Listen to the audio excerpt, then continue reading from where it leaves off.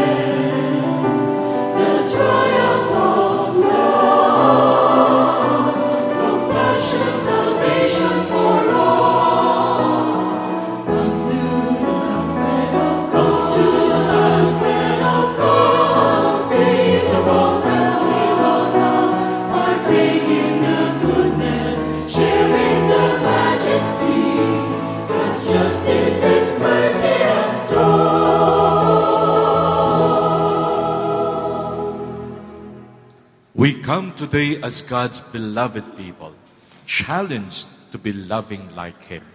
Muli po, pagtibayin muna natin ang ating kapatiran sa isang Diyos na sa atin nagligtas sa pagbataan ng isang good morning sa isang may kasamang napakatamis ng ngiti. Good morning! Good morning. Good morning, good morning. Good morning. It is then with grateful hearts that we begin. In the name of the Father, and of the Son, and of the Holy Spirit. Amen. The grace and peace of God our Father and the Lord Jesus Christ be with you all. And with your spirit. Tayo po'y nilikha dahil sa pag-ibig ng Diyos sa atin. Tayo po'y iniligtas dahil sa pag-ibig ng anak. Tayo po'y binigyan ng spirito ng pag-ibig upang maging sambayanan ng pag-iibigan. For those moments when love was not seen in the way we acted and lived, we ask the Lord's forgiveness. Together we say, I confess To Almighty God and to you, my brothers and sisters, that I have greatly sinned in my thoughts and in my words, in what I have done and in what I have failed to do. Through my most grievous fault. Therefore, I ask Blessed Mary, ever Virgin, all the angels and saints, and you, my brothers and sisters, to pray for me to the Lord our God. May Almighty God have mercy on us, forgive us our sins, and bring us to everlasting life. Amen. We join our hearts, we raise our voices in praise of this God as we sing, Papuri sa Diyos sa kahitaasan.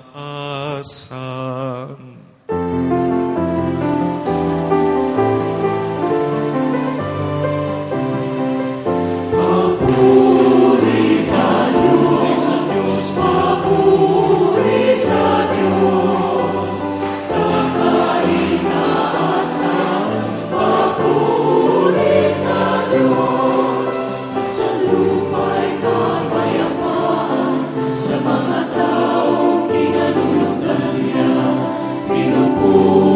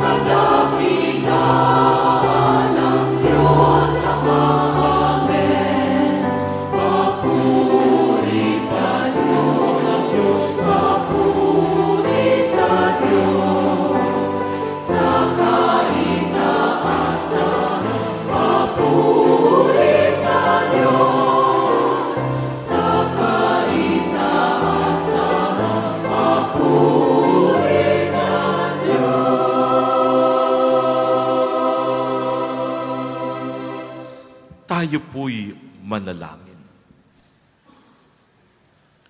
Father in heaven, God of power and Lord of mercy, from whose fullness we have received, direct our steps in our everyday efforts.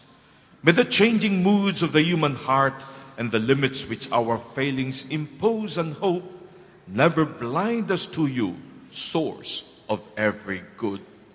Faith gives us the promise of peace and makes known the demands of love. Remove the selfishness that blurs our faith. Grant this through Christ our Lord. Amen. The Shema Israel is the heart of the Hebrew faith. It is both prayer and profession of Israel's faith in one and only God. The first reading. A reading from the book of Deuteronomy. Moses spoke to the people, saying, "Fear the Lord your God, and keep through the days of your lives all his statutes and commandments which I enjoin on you, and thus have long life.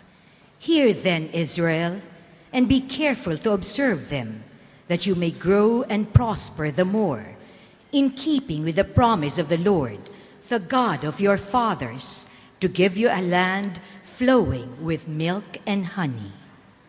Hear, O Israel, the Lord is our God, the Lord alone. Therefore, you shall love the Lord your God with all your heart, and with all your soul, and with all your strength. Take to heart these words, which I enjoin on you today."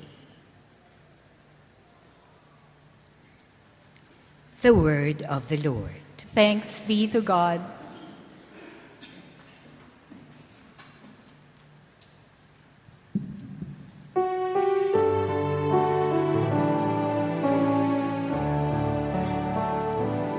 I love you, Lord, my strength. I love you, Lord, my strength. I love you, O Lord, my strength, O Lord, my rock, my fortress, my deliverer. I love you, Lord, my strength. My God, my rock of refuge, my shield, the horn of my salvation, my stronghold. Praised be the Lord, I exclaim, and I am safe from my enemies. I love you, Lord, my strength. The Lord lives, and blessed be my rock. Extolled be God, my Savior. You who gave great victories to your King and showed kindness to your anointed. I love you, Lord, my strength. I love you, Lord, my strength. Jesus is our high priest, holy and undefiled, because he is God's Son. But because he knows our human weakness, he is our merciful intercessor before the Heavenly Father. The second reading. A reading from the letter to the Hebrews. Brothers and sisters, the Levitical priests were many because they were prevented by death from remaining in office. But Jesus, because he remains forever, has a priesthood that does not pass away. Therefore, he is always able to save those who approach God through him. Since he lives forever, to make intercession for them. It was fitting that we should have such a high priest, holy, innocent, undefiled, separated from sinners, higher than the heavens. He has no need, as did the high priest, to offer sacrifice day after day, first for his own sins, and then for those of the people. He did that once for all when he offered himself. For the law appoints men subject to weakness to be high priests. But the word of the oath, which was taken after the law, appoints a son who has been made perfect forever. The word of the Lord. Thanks be to God. Please stand to give glory and honor to the Holy Gospel.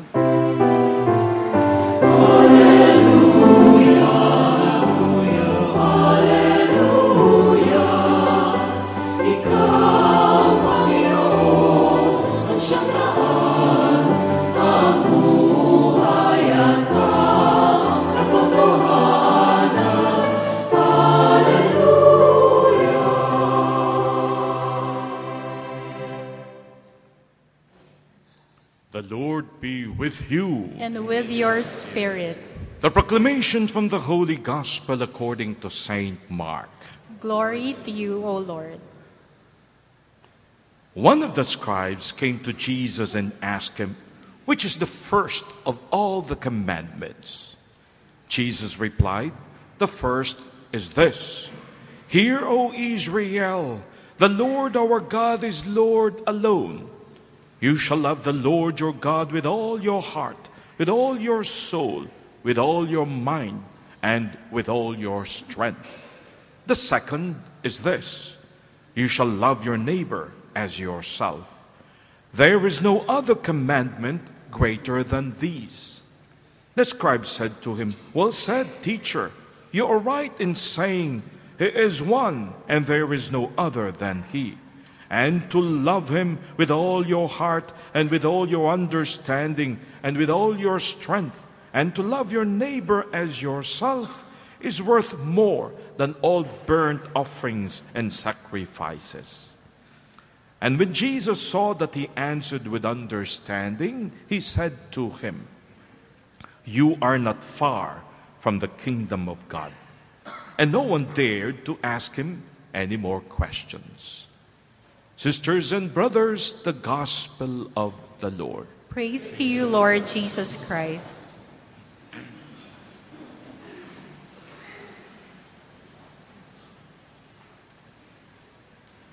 Tungkol sa kanonisasyon ni Pedro Calungsod, dalawang bagay.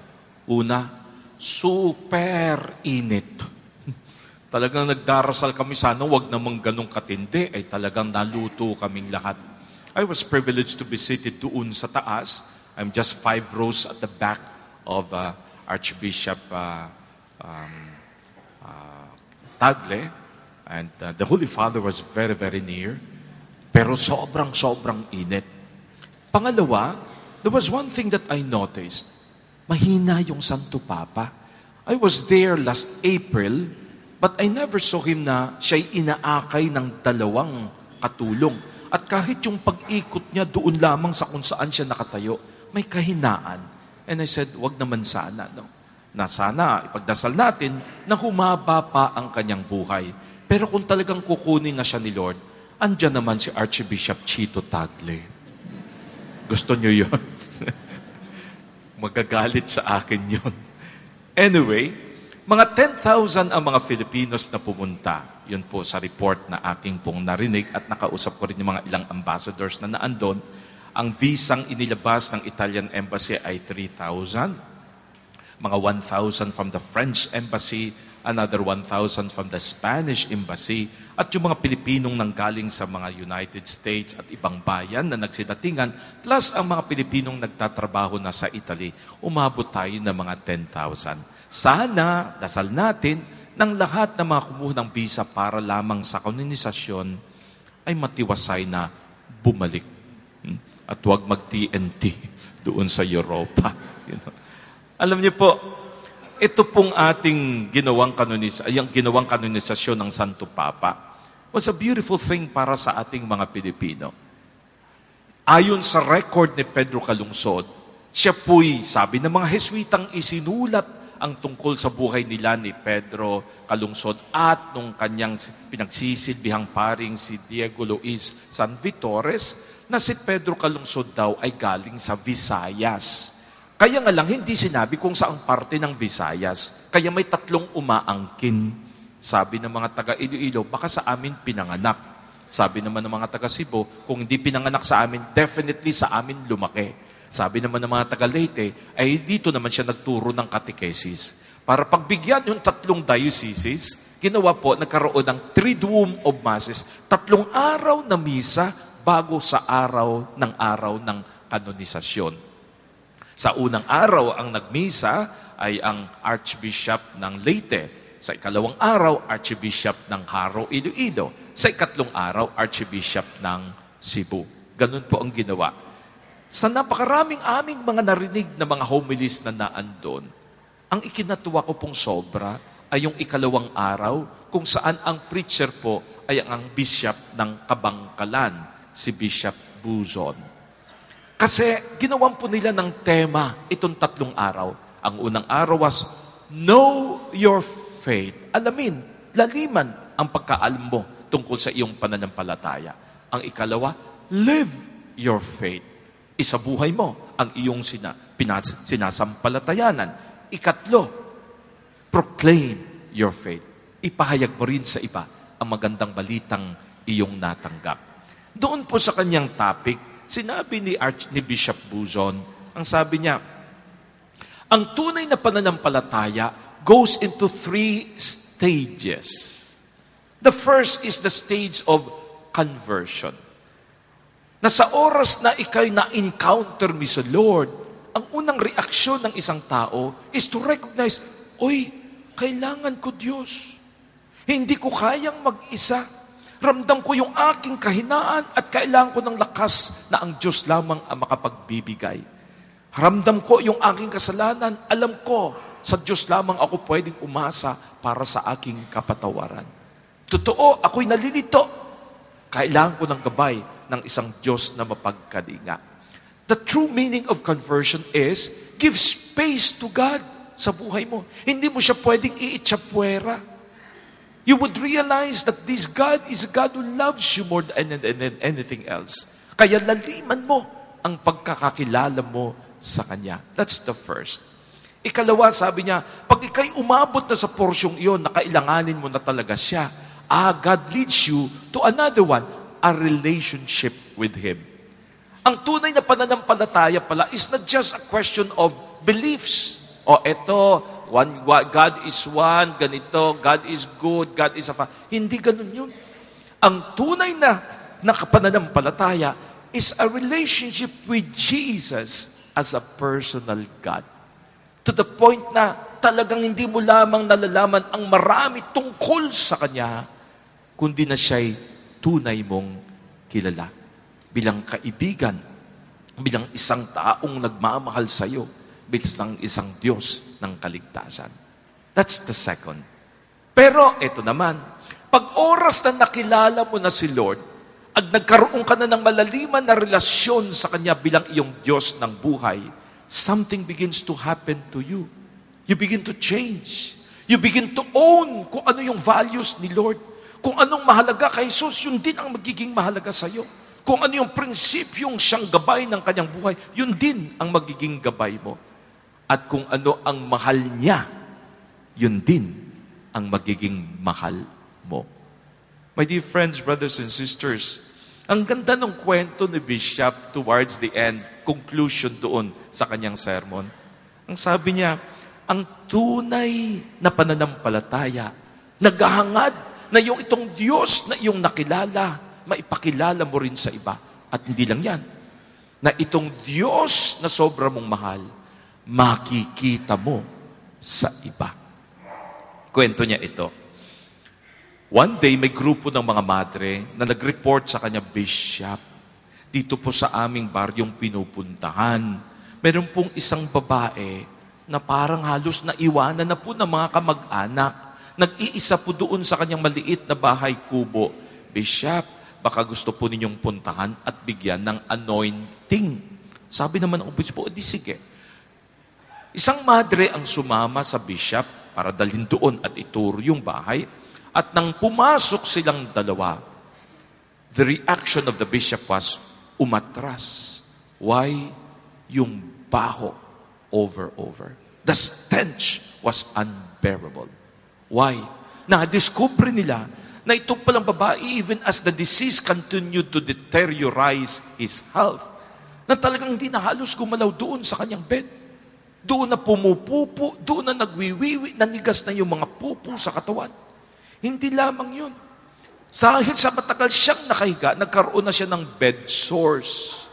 Pero yung bed sores na infected, inuud na siya.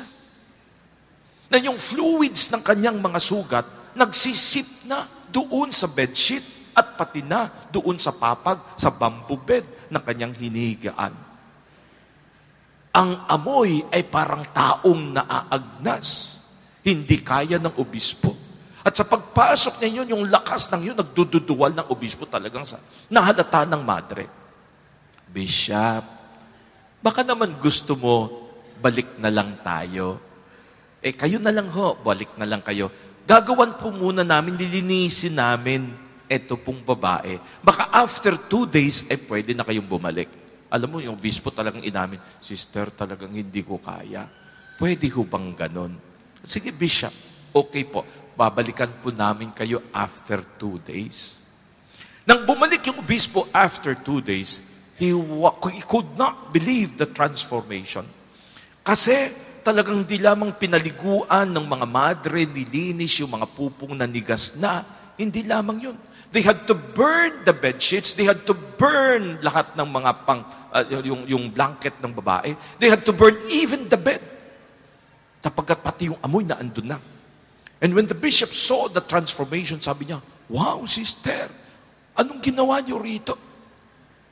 And the bishop got interested and said, Sister, nakayanan niyo. Nakayanan niyong gawin yun na malinis at lahat.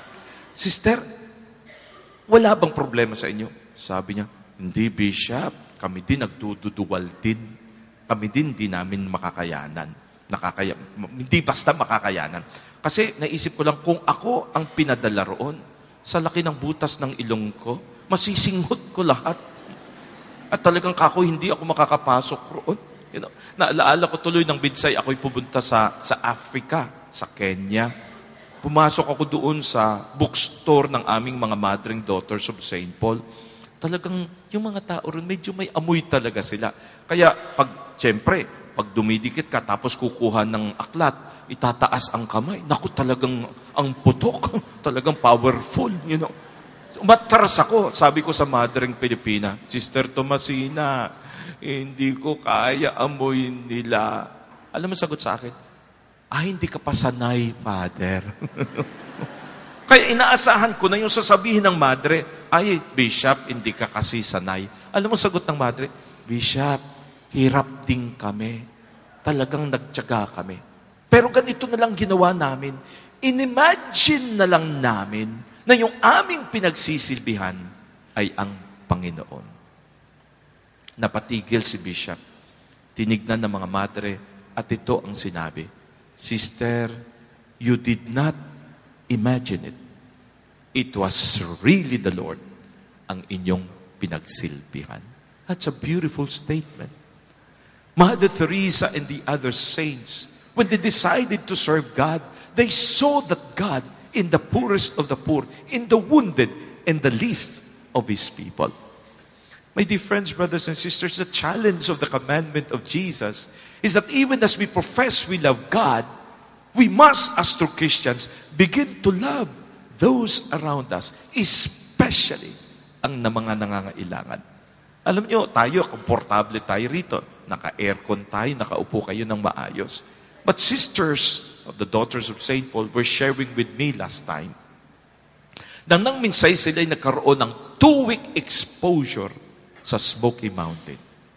Alam mo yung sabi niya, Father, naririnig mo, pero ang Smoky Mountain, pag ya'y pinuntahan mo, it's a completely different reality.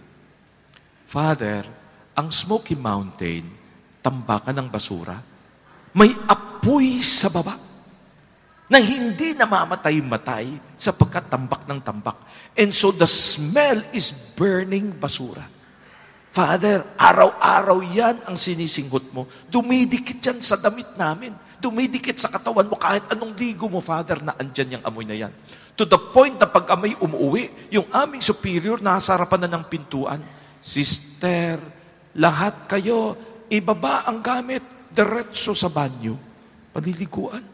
Bakit? They bring the smell into the convent. Ang sabi ng sister, Father, alam nyo, iba buhay doon.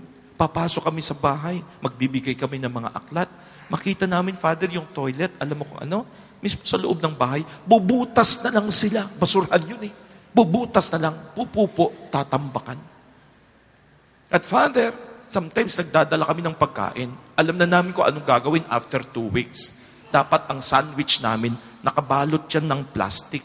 At pagkakain na kami, nakapayong nakakapote. Bakit? At ang kain, padahan-dahan, ilalabas mo ng dahan-dahan yung tinapay na kakainin. Bakit? May kaagaw ka, lahat ng bangaw na andun. Unahan kayo sa bangaw doon sa sandwich mo. And that's their reality, which is not our reality.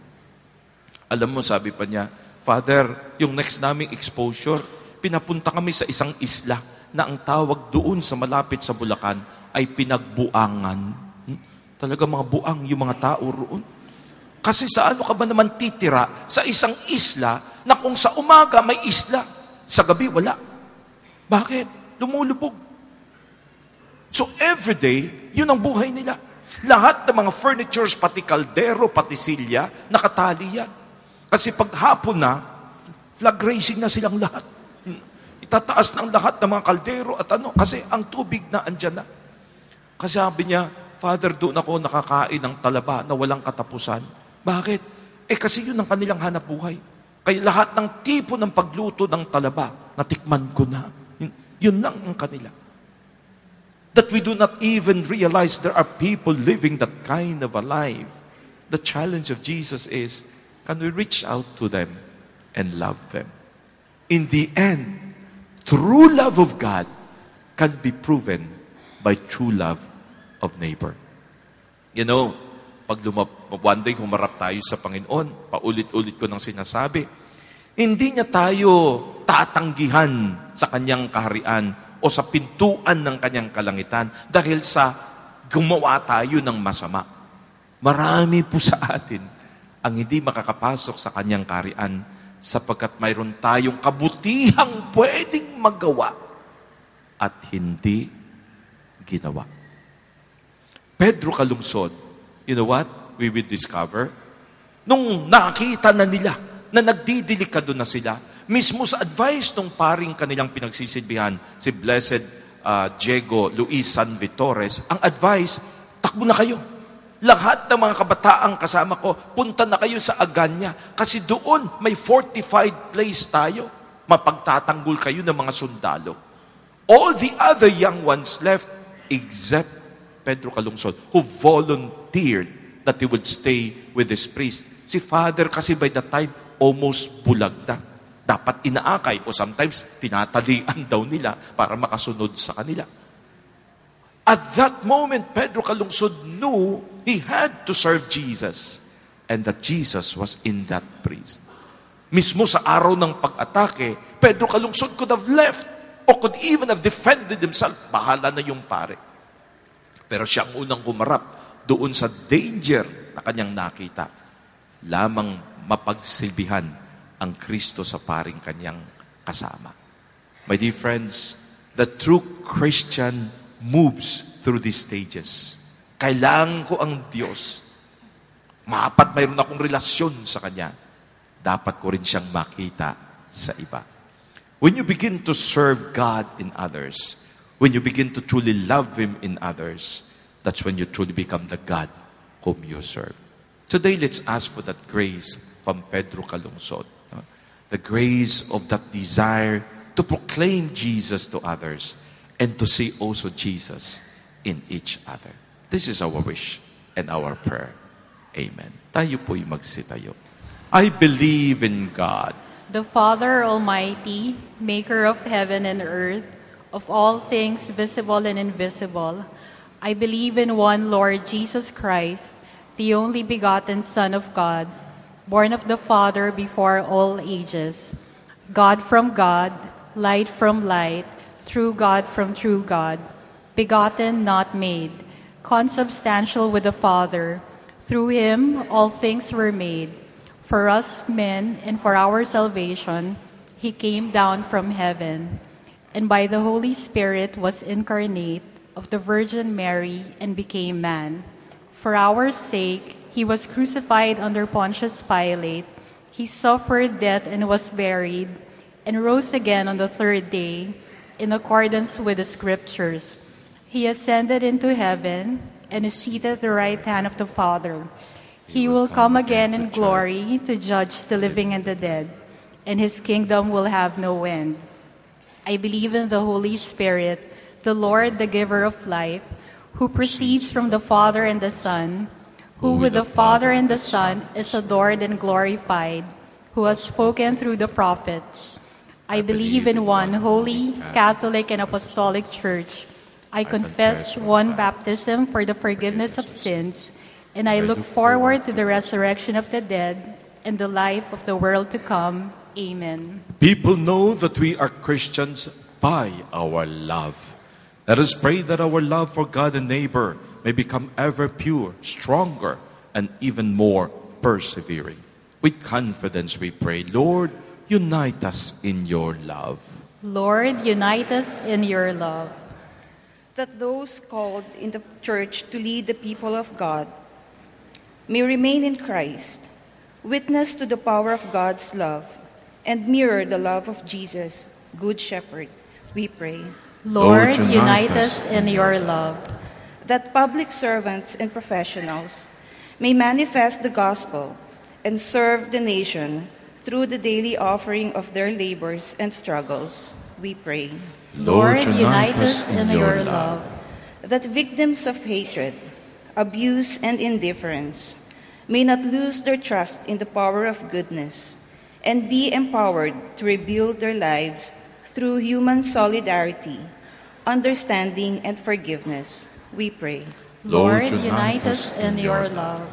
That all of us gathered here may grow in our love for God and for one another, a love that bears all things, hopes all things, and endures all things, we pray. Lord, unite us in your love. That our beloved dead may rest in the eternal embrace of God's peace, we pray. Lord, unite us in your love. We pray for the birthday intentions of Ningning Ocampo. We pray too for our beloved dead, Bartolome Iloca. Let us pray to the Lord. Lord, unite us in your love. God, our Father, pour into our hearts the Spirit of your Son, Jesus. May our love and service merit the praise that Jesus speaks in the gospel. You are not far from the kingdom of God, through Christ our Lord. Amen. Please remain standing while the gifts are being presented.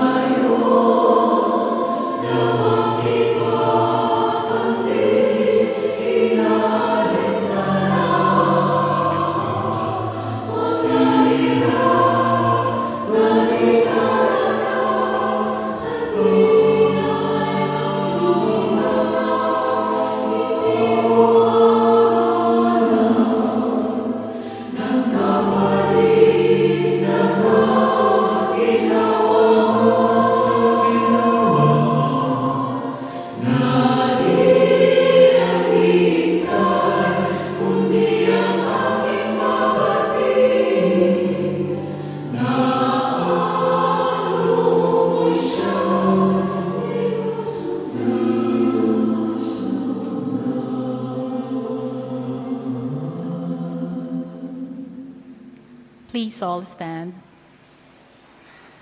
Pray that me, dear friends, that your sacrifice and mine be made acceptable to God, the Almighty Father. May the Lord accept the sacrifice at your hands for the praise and glory of his name, for our good and the good of all his holy church. May these sacrificial offerings, O Lord, become for you a pure oblation, and for us a holy outpouring of your mercy, through Christ our Lord. Amen. The Lord be with you. And with your spirit. Lift up your hearts. We lift them up to the Lord. Let us give thanks to the Lord our God. It is right and just. It is truly right and just, our duty in our salvation, always and everywhere to give you thanks, Lord, Holy Father, Almighty and eternal God. For you so loved the world that in your mercy you sent us the Redeemer, to live like us in all things but sin, so that you might love in us what you loved in your Son, by whose obedience we have been restored to these gifts of yours, that by sinning we had lost in disobedience. And so, Lord, with all the angels and saints, we too give you thanks, as in exaltation we acclaim.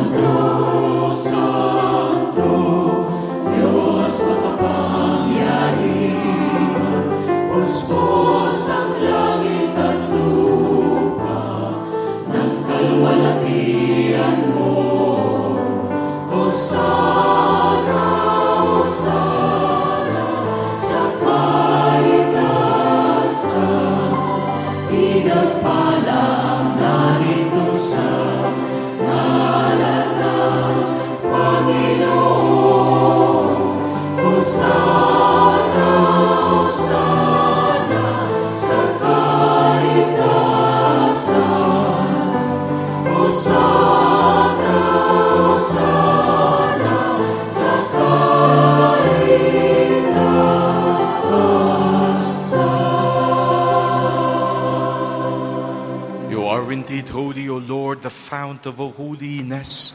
Make holy therefore these gifts, we pray, by sending down your Spirit upon them like the dewfall, so that they may become for us the body and blood of Jesus Christ our Lord.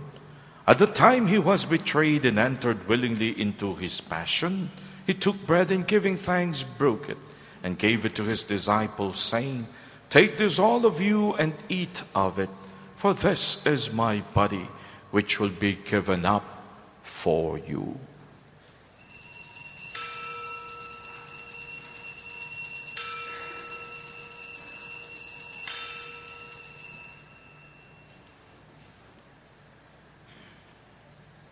In a similar way, when supper was ended, he took the chalice, and once more giving thanks, he gave it to his disciples, saying, "Take this all of you and drink from it, for this is the chalice of my blood, the blood of the new and eternal covenant, which will be poured out for you and for many for the forgiveness of sins.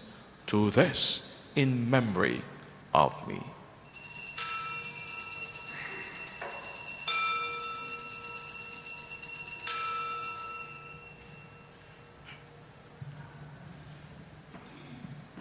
The mystery of faith.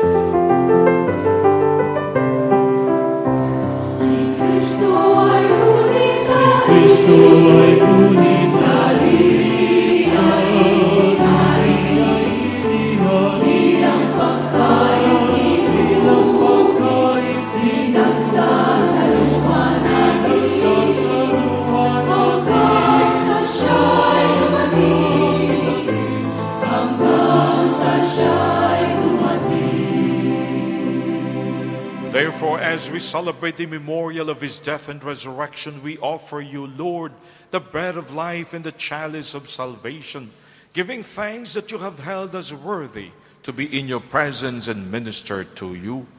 Humbly we pray that partaking of the body and blood of Christ, we may be gathered into one by the Holy Spirit.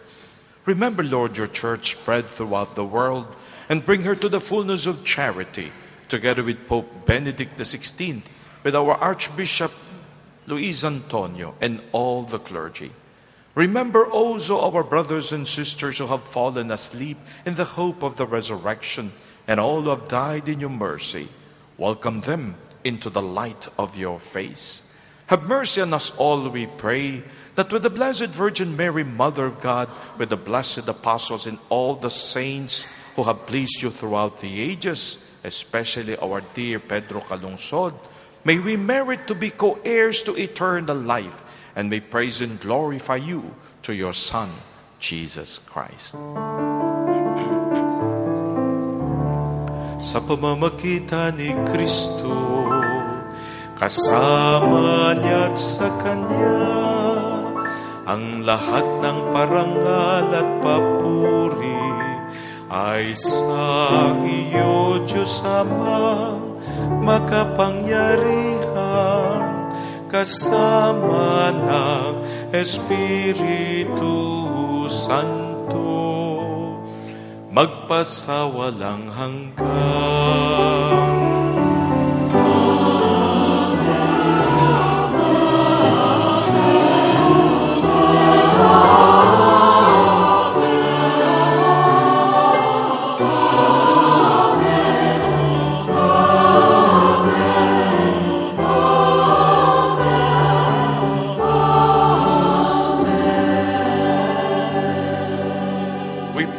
To the Father in heaven, that we may truly be lovers of God and lovers of men and women. We pray the Our Father.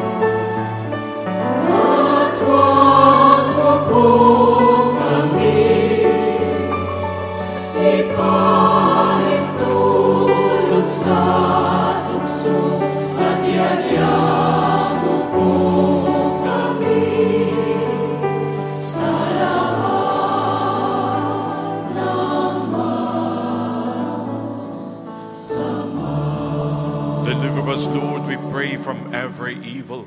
Graciously grant peace in our days, that by the help of your mercy we may be always free from sin and safe from all distress, as we await the blessed hope and the coming of our Savior, Jesus Christ. For the kingdom, the power, and the glory are yours, now and forever. Lord Jesus Christ, who said to your apostles, I leave you peace, my peace I give you. Look not on our sins, but on the faith of your church, and graciously grant her peace and unity in accordance with your will, who live and reign forever and ever. Amen. The peace of the Lord be with you always. And with your spirit. Bless the person beside you with the gift of Christ's peace. Peace be with you. Peace be with you.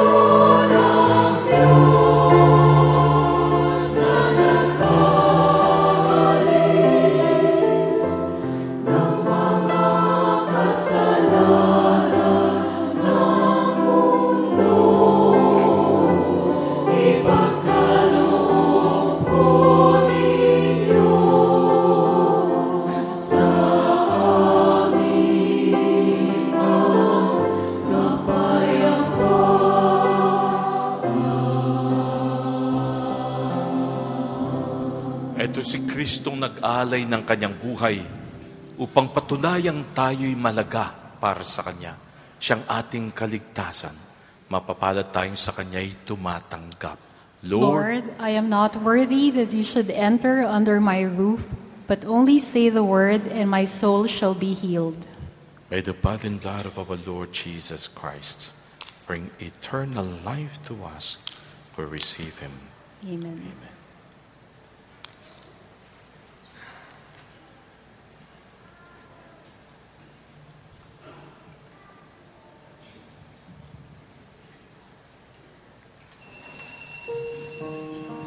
For those of you who are unable to receive Holy Communion, especially our brothers and sisters who are joining us in this TV Mass, we invite you to pray with us this prayer for spiritual communion. My Jesus, I believe that you are present in the most holy sacrament. I love you above all things, and I desire to receive you into my soul. Since I cannot at this moment receive you sacramentally, come at least spiritually into my heart. I embrace you as if you were already there and unite myself wholly to you.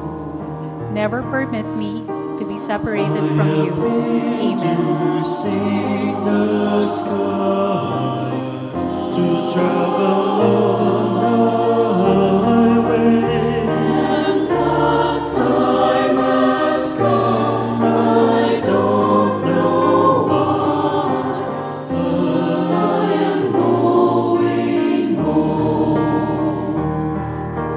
Where is the answer to so many questions I don't know? So I begin another journey. Where is the meaning for my world? Where is meaning for my world? I see the answer now.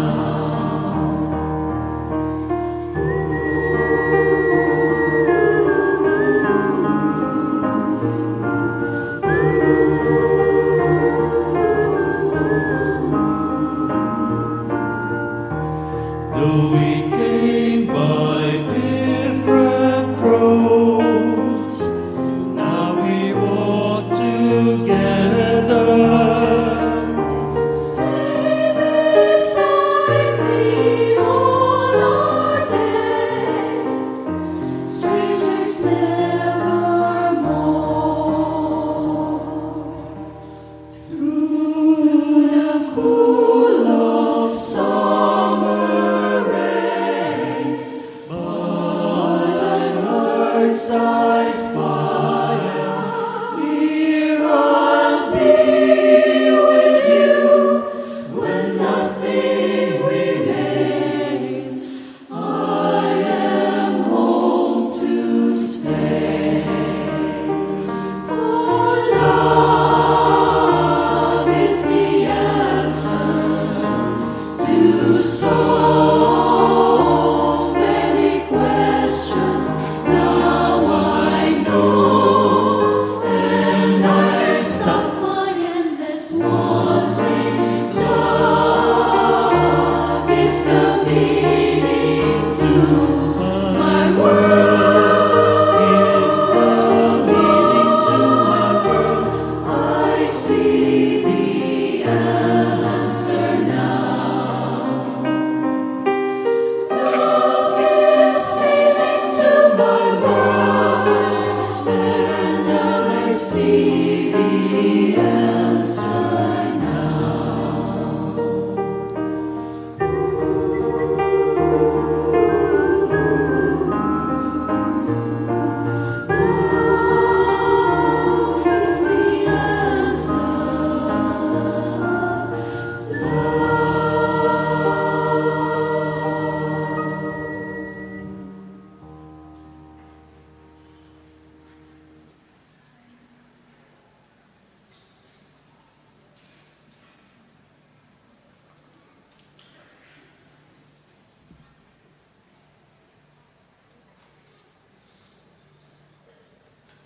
Tayo po'y manalangin.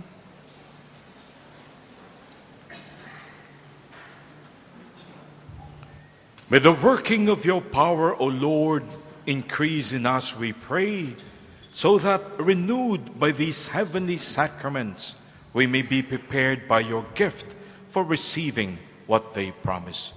Through Christ our Lord. Amen. Brothers and sisters, ang ganda nung sinabi ng obispo, Sister, yung pinagsilbihan mong babae, you did not imagine that it was Christ. It truly was Jesus whom you were serving. Let's ask for that grace from Jesus Himself. Jesus. O Diyos ng dakilang pag-ibig at pagkalinga, touch us today. Bless us. Mold our hearts to be like your hearts, that we may be loving and caring as you have been loving and caring. Jesus, Master and Lord, have mercy on your people. Say it once again. Jesus. Tinuturo mo sa amin sa araw na ito na mahalin ang Diyos ng buong puso, kaluluwa, isipan at damdamin, at mahalin din ang kapwa katulad ng pagmamahal ng aming sarili. May we be your loving and caring people and be truly known as your followers. Whisper His name, Lord. Basbasan niyo po kami. Halika sa aming mga puso't manahan. Nang lahat ng mahalaga sa inyo, siya ding magiging mahalaga para sa amin. May we see with your eyes. May we touch with your hands. May we walk with your feet. May we embrace with your arms. Oh Jesus, make us loving. Basbasan niyo, Lord, ang buong sambayan ng Pilipino sa tulong at dasal ng aming patrong si Lorenzo Ruiz at Pedro Calungsod. May we truly seek you as the one and lasting good, and see you, find you, serve you, love you in one another. Jesus, merciful Savior, have mercy on your people. Jesus, merciful God, in you we trust. The Lord be with you. And with your And may spirit. Almighty God bless you all, the Father, the Son, the Holy Spirit. Amen. Sabi nitong obispong ating pinakinggan, napakahalaga, kilalanin mo yung Diyos na iyong pinagsisilbihan. There is going to be a GES, Jesus Encounter Seminar, na gagawin po ng Acts Catholic Prayer Community, November 17 from 8 to 6 p.m. One day lang po to. Pero napakaganda. May mga speakers po tayo. Father Domi Guzman, Brother Obit Cabrillas, Brother Bot Valvero, at ako. No? Yun na, ipagdadasal po namin kayo na sana maramdaman nyo yung halaga nitong Diyos na to sa inyong buhay. This is going to be a day of grace. Wag niyong palampasin. Take advantage of it. It's going to be done at Meralco Multipurpose Hall, dito lamang po sa Ortigas Avenue, Pasig City. Para malaman ang tungkol dito, may mga leaflets po tayo na naandyan sa labas. Pangalawa, wag po nating talikuran ng pananampalataya. Maaga po naming ino-offer uli ang ating 365 Days with the Lord. 4 colors, hardbound, beautiful copy, and of course, sabi nga natin, made in China. Pero sa likod po, andun yung mga banal natin. Kasama na po ang ating Pedro Calungsod. Brothers and sisters, ito po provides you every day, hindi lamang yung reading ng misa, kundi ang lahat ng explanation tungkol po sa ating mga readings. Know your faith. Know the Jesus you love. This will be a great help sa buong taon for only 260. Pero sapagkat kayo po'y mabait, 250 na lang. Kaya po, may kopya po tayo. Napakagandang pamimigay. Hindi po kayo mapapahiya. Sa 4 colors, napakaganda. 1 year pa kayong hindi makakalimutan ng inyo pong pagbibigyan. At ito po naman ay tulong din naman natin sa ating mga seminarista so that even as you get to know your faith, you're also helping one seminarian one day to proclaim that faith. Nang umupo po yung Santo Papa, ex cathedra, ibig sabihin, mula sa kanyang upuan, i-declare niya in Latin na itong inyong Pedro Calungsod, kayo mga Pilipino, oy, big time to. Nakakasigurado kami pagkatapos ng mahabang pagsusuri, nasa langit na to. At ito'y inyong bayani, ipagtatanggol kayo, pwede nyo mapagdasalan. Take pride in your Filipino heroes. Buy the t-shirt of Pedro Calungsod. Available pa po. Nandyan yung ating mga seminarians. 200 pesos lang po to. Ito naman para sa buong taon na gamitan, 250 lang. You will be helping many seminarians. Go in the peace of the Lord. Thanks be to God. Kala nyo makakalusot kayo kay Father.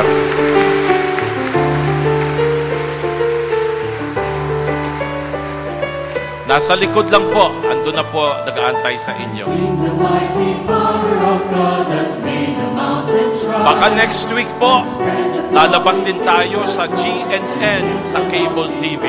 Antay-antay po natin ang announcement.